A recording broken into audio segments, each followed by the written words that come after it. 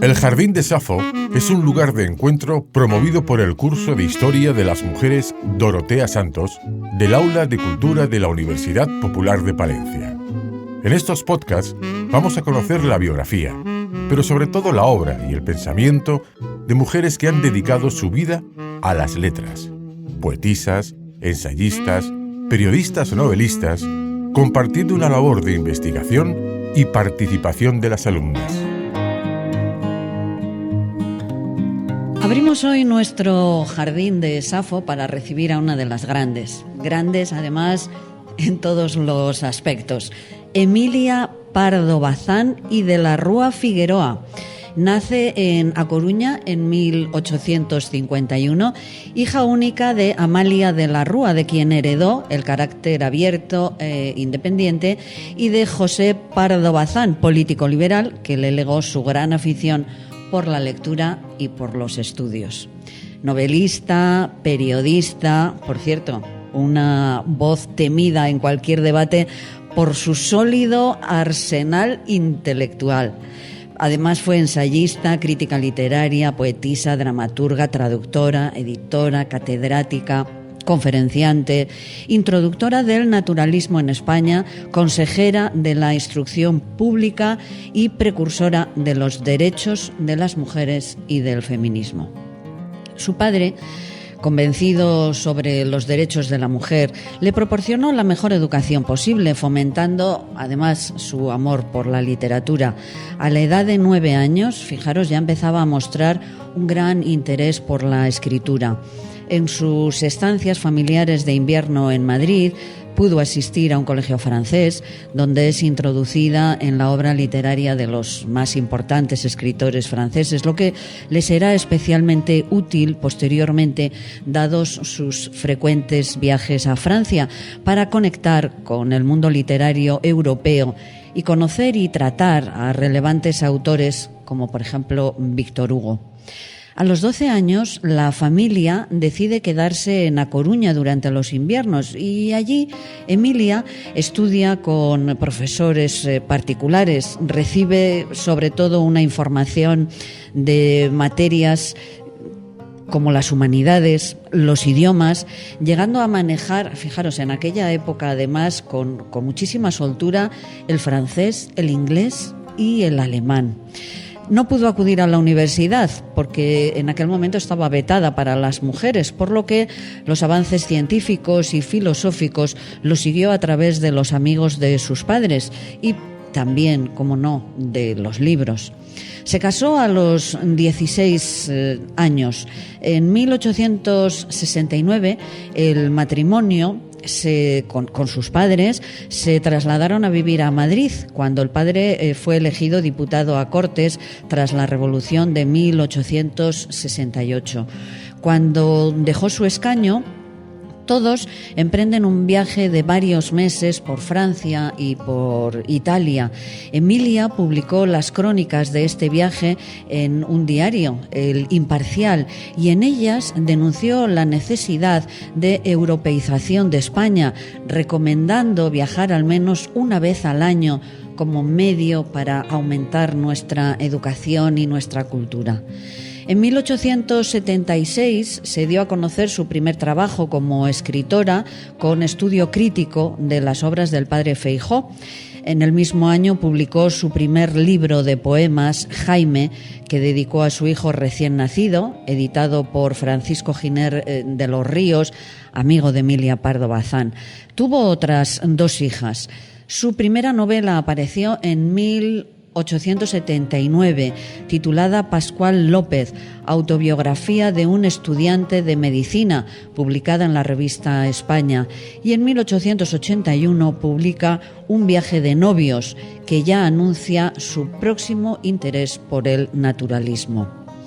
Posteriormente, se data el inicio de la correspondencia epistolar entre Emilia Pardo Bazán y Benito Pérez Galdós, con quien inicialmente mantiene una relación tan solo literaria, que posteriormente derivará hacia una relación amorosa y además de larga duración, especialmente tras la separación de Emilia y su esposo a partir de 1883, cuando Galdós se encontraba en el apogeo del triunfo de la desheredada y Pardo Bazán acababa de publicar La cuestión palpitante.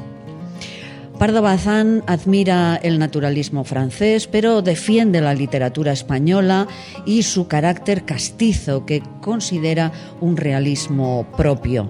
También La Tribuna, considerada la primera novela social y la primera novela naturalista española, narra la historia de una huelga y su protagonista es una joven trabajadora, valiente y resuelta, con un discurso propio que encabeza las reivindicaciones obreras. Incorpora por primera vez en la novela española al proletariado, antes que Pérez Galdós, incluso que Blasco Ibáñez, y describe los métodos industriales, las formas de trabajo, los duros horarios y el ambiente obrero en años de intensa movilización social. A la vez, realiza un profundo análisis del mundo femenino y de esa doble jornada que las obreras tienen siendo madres y siendo trabajadoras. El marido de Emilia, asustado por el escándalo, le pidió que dejara de escribir. Bueno, más bien le dijo, o la literatura o yo. Le asustaba que identificaran a su esposa con el personaje femenino valiente y revolucionario de su novela La Tribuna. La escritora se negó, se fue de viaje a Italia y ya no volvieron a vivir juntos. Desde Francia, Zola acogió positivamente el texto y se mostró sorprendido de que la autora fuera una mujer. A partir de la década de 1890, Pardo Bazán se aparta del naturalismo y explora nuevos caminos literarios como el idealismo y el simbolismo. La separación amistosa de su marido le permitió a Pardo Bazán seguir con libertad sus intereses literarios e intelectuales sin obstáculos. Se preocupó ya no solo de polémicas literarias, sino de intervenir en el periodismo político y de luchar incansablemente por la emancipación social e intelectual de la mujer. Coincidiendo con el fallecimiento de su padre, su obra evolucionó hacia un mayor simbolismo y espiritualismo que quedan patentes en obras como La prueba, La piedra angular, La quimera, La sirena negra. Podríamos hablar de, yo diría que de cientos de obras, de novelas, de poemas, de reportajes periodísticos. Es una mujer realmente incansable. Incluso, fijaros, escribió un libro sobre gastronomía, de manera aficionada, ¿no? Pero que tituló La cocina española antigua y la cocina española moderna.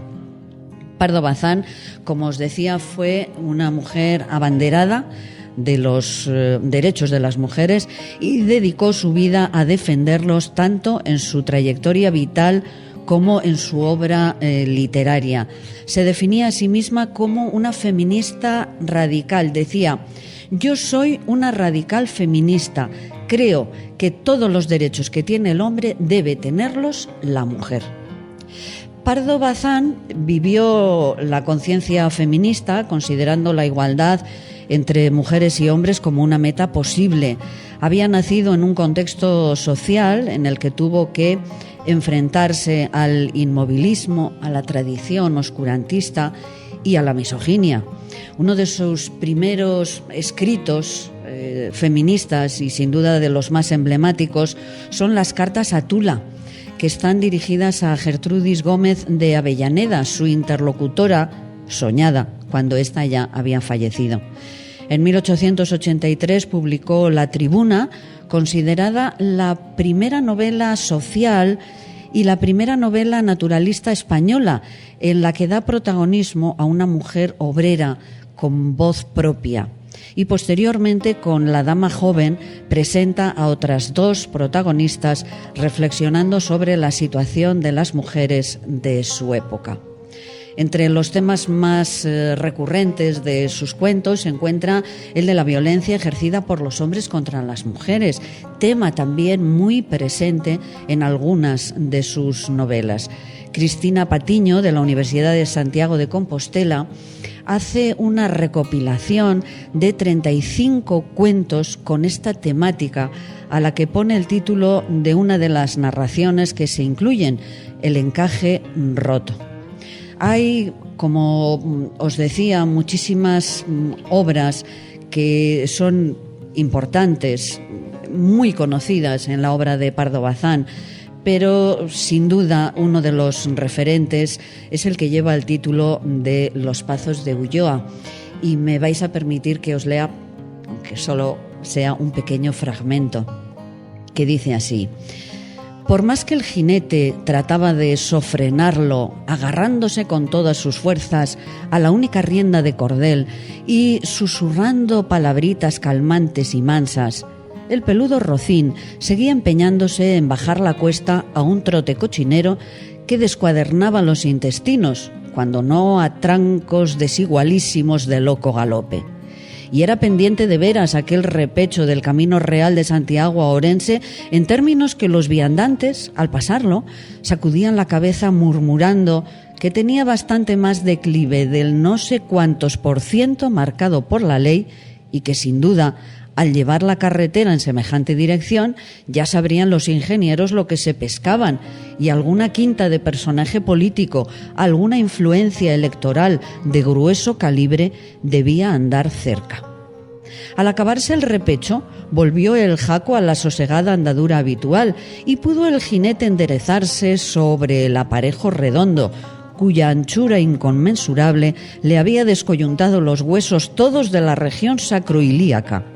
Respiró, quitóse el sombrero y recibió en la frente sudorosa el aire frío de la tarde. Caían ya oblicuamente los rayos del sol en los zarzales y setos y un peón caminero, en mangas de camisa, pues tenía su chaqueta colocada sobre un mojón de granito, daba lánguidos azadonazos en las hierbecillas nacidas al borde de la cuneta. Tiró el jinete del ramal para detener a su cabalgadura y ésta, que se había dejado en la cuesta bajo las ganas de trotar, paró inmediatamente. El peón alzó la cabeza y la placa dorada de su sombrero relució un instante. ¿Tendrá usted la bondad de decirme si falta mucho para la casa del señor Marqués de Ulloa? Para los Pazos de Ulloa, contestó el peón repitiendo la pregunta. Eso es. Los Pazos de Ulloa están allí, murmuró extendiendo la mano para señalar a un punto en el horizonte. Si la bestia anda bien, el camino que queda pronto se pasa. Ahora tiene que seguir hasta aquel pinar, ¿ve? Y luego le cumple torcer a mano izquierda. Y luego le cumple bajar a mano derecha por un atajito hasta el crucero. En el crucero ya no tiene pérdida, porque se ven los Pazos, una construcción muy grandísima. Pero ¿cómo cuánto faltará?, preguntó con inquietud el clérigo. Meneó el peón la tostada cabeza y... un bocadito. Y sin más explicaciones, emprendió otra vez su desmayada faena, manejando el azadón, lo mismo que si pesase 4 arrobas.